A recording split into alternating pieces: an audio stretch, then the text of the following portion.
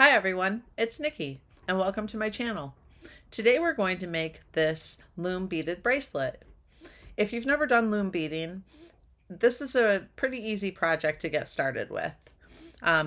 There's many types of looms. This is the first one that I ever bought. It's pretty basic. I'm sure you've seen them. And then this is the Loom Ease loom from you can buy these at Michael's. My brother says they look like a Barbie bed. But anyways, this one's pretty nice to work with. It was my favorite for a long time. They're $10 or $11. Yeah, that's about it. Then we have my favorite loom, which is this adjustable loom by Clover. You can make it longer and shorter. Um, these twist, so it makes it easy to get your project on and off. And this is the loom I'll be using today. The other thing I like about it is the spacing is perfect for number 11 delicate beads. But anyways, let's get started making a bracelet. We're going to need scissors, Lovely Knots 1mm knotting cord or something equivalent, size B Nymo thread, size 8 or 6 seed beads, but these are optional, number 11 delicas, 4-pound Eslon Fire braided and fused bead thread, a lighter or thread zap tool, and of course your beading needle.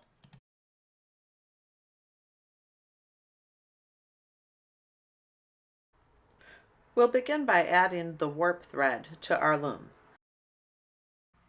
If you're using the Clover loom like I am, just put your end of your thread under the little clip to hold it in place. Otherwise, you can tie it to one of the pegs or to the side of the loom. I'm using the 4-pound Eslon Fire, but you can use 6-pound or you could even use Fireline. The most important thing about the thread is that it cannot be easily pierced.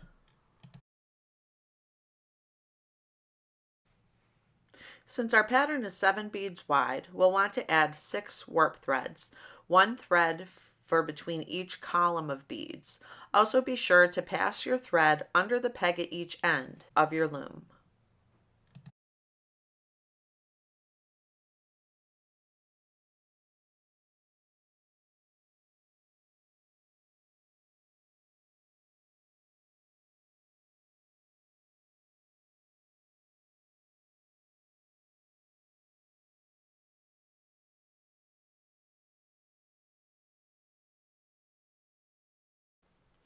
The Lovely Knots cord will serve as the 2 outermost warp threads for our bracelet. We want to cut 2 pieces about 18 inches long. It's better to have too much than not enough because that'll be part of our closure. I measured about 5 inches and tied my 2 cords together. The length of this will depend on where the pegs are that you're going to hook it to on your loom. So you want the ends to have about the same length on each side.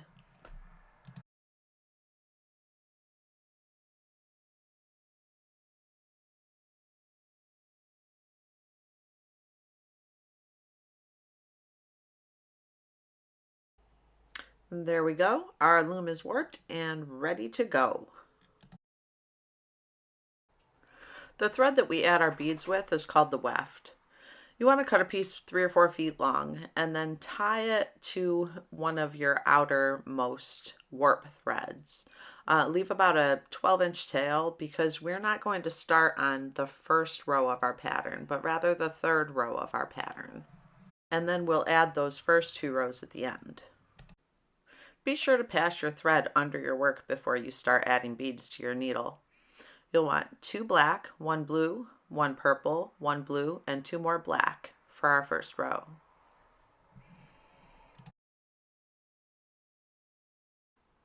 When you're beginning a project, the first row or 2 can be a little bit fiddly, so just use your finger, press it tight against the warp threads, and then pass your needle and thread through the beads over top of your warp threads, just like that. And then pass your needle under your work before beginning your second row. And now we need one black, one blue, one purple, one pink, one purple, one blue, and one more black. And just like the first row, we'll press them against the warp threads, pull our thread tight, and then go back through the beads over top of the warp threads and pass the needle back under our work.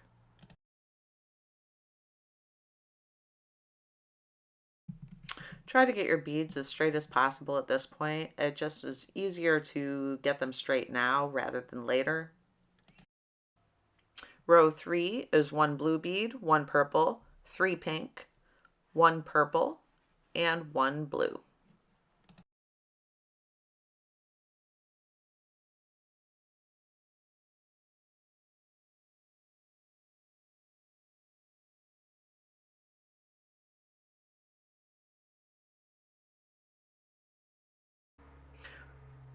Row 4 is one black bead, one blue, one purple, one pink, one purple, one blue, and one black.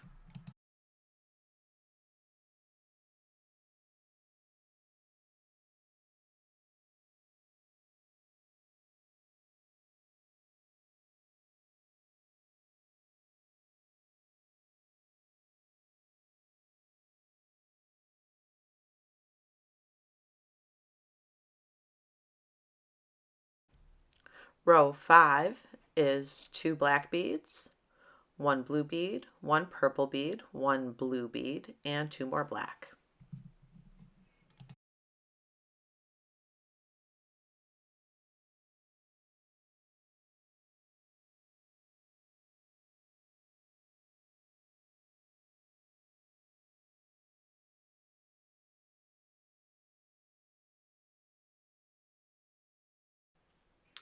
Row 6 is one blue, 2 black, one blue, 2 more black, and one more blue.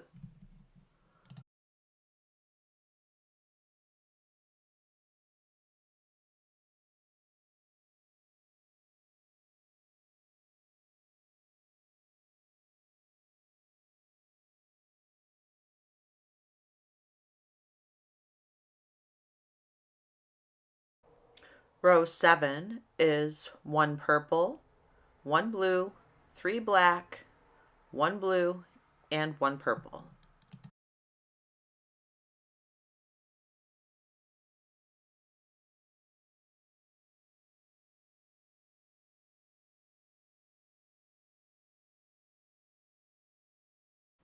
Row 8 is one pink, one purple, one blue, one black, one blue, one purple, and one pink.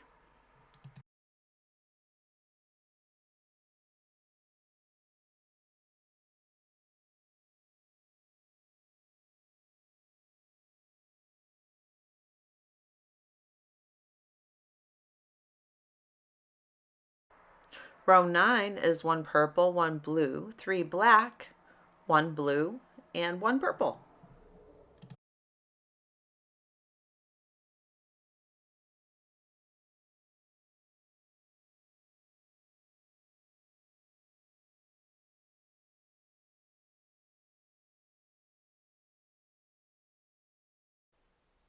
Row 10 is one blue, 2 black, one blue, 2 black, and one blue.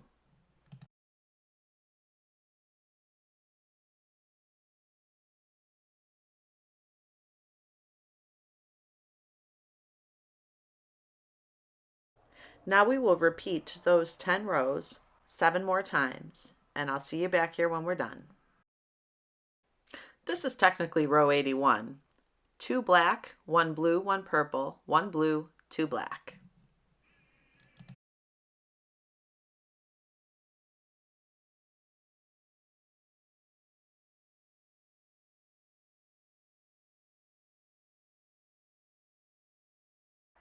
And row 82 is 1 black bead, 1 blue, 1 purple, 1 pink, 1 purple, 1 blue, 1 black.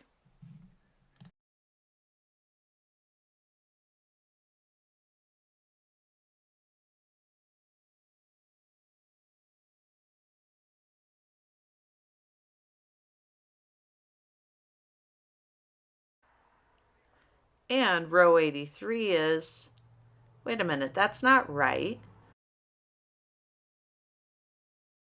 Let's try this again. Row 83 is 1 blue, 1 purple, 3 pink, 1 purple, 1 blue.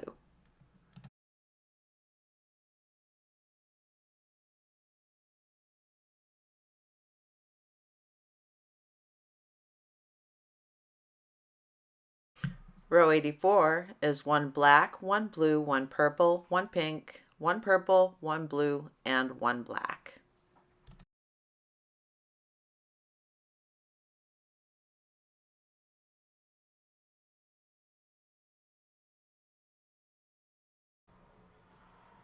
Row 85 is 2 black, 1 blue, 1 purple, 1 blue, and 2 more black.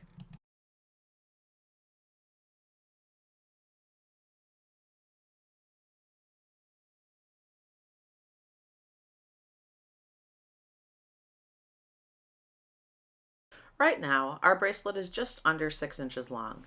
That's a great length when you're doing a slide closure. Our next row is only going to consist of 5 beads. We're going to ignore the 1st and 7th spaces between our warp threads. So 2 black, 1 blue, 2 black, centered on our bracelet work. Before passing our needle back through our beads, we're going to go under the outermost string before going through the beads above the inner warp threads. Then down between the 1st and 2nd string. And now we'll pick up our last row of 3 black beads centered on our bracelet work. And again, we'll bring the needle up under the right 2 strings before passing our needle through the beads over top of the middle 4 strings, and then we are done with that end. So rethread your needle on the tail at the other end of the bracelet. And we're going to repeat the process on this side, decreasing the number of beads on the last 2 rows to make the ends of our bracelet more narrow.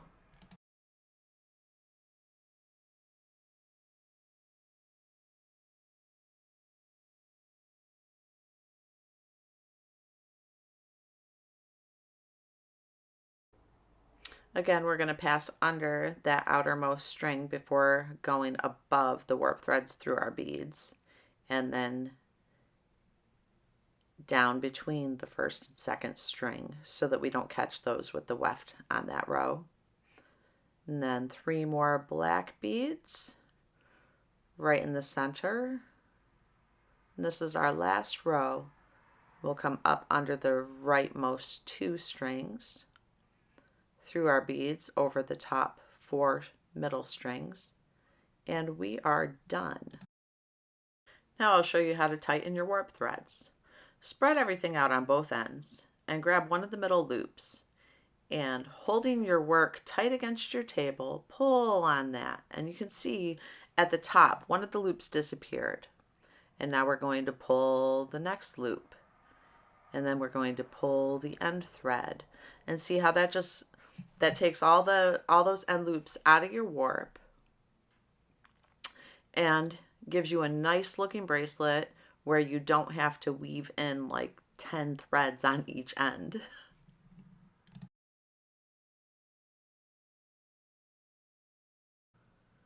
When you weave in your thread ends, make sure you go around the knotting cord to pull it in tight to your last 2 rows of beadwork on each end. Now we'll make our adjustable square knot closure. First, we're going to tie a square knot at each end of the bracelet just to hold those strings securely so they're not pulling on our actual beadwork when we're putting the bracelet on and off.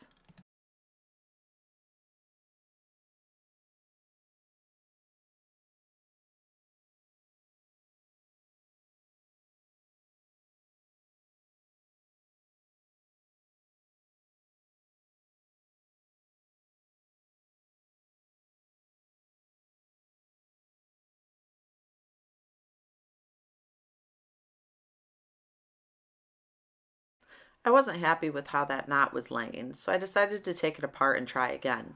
Don't ever be afraid to take apart your work if you're not happy with it.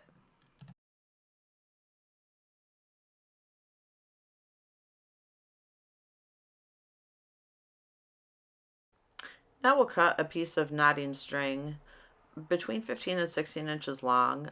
You're better too long than too short.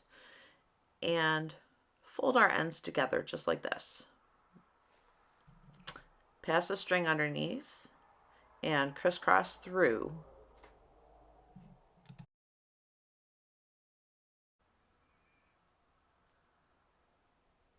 Now take the string on the right, pass it under the bracelet strings and over the string on the left, and then take the one from the left, pass it over the bracelet strings and through the loop on the right. And then we'll do the opposite for the other side. And again, under, over, through. Under, over, through.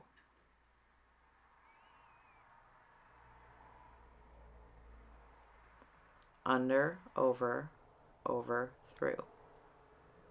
I like to do this 6 times. I'm happy with the length of that, but you can do it as few as 4 or as many as 8. The more you do, the more tension there will be on the strings to slide your knot. I like mine fairly tight because then when you put it on, you have less chance of it loosening up and falling off.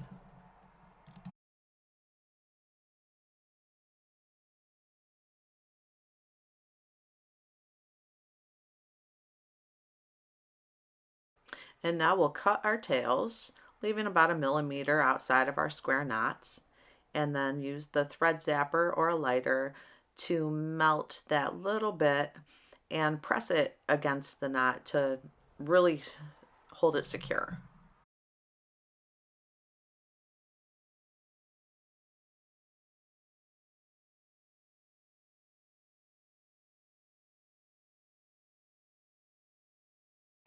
Just take care not to melt the inner threads or strings, because if you melt your strings together with your knot, then it won't slide, and that would be a disaster. Now, holding onto the knot, pull your loose ends and close up your bracelet. This is a point where you can add beads to those tails if you'd like, or you can just leave them as is. But you want to close the bracelet so that you can measure them and knot them all about the same length. I added number 8 seed beads to mine. They're pretty difficult to get on the 1 millimeter string, so I'd recommend probably size 6 beads. But yeah, this is it. Finished bracelet.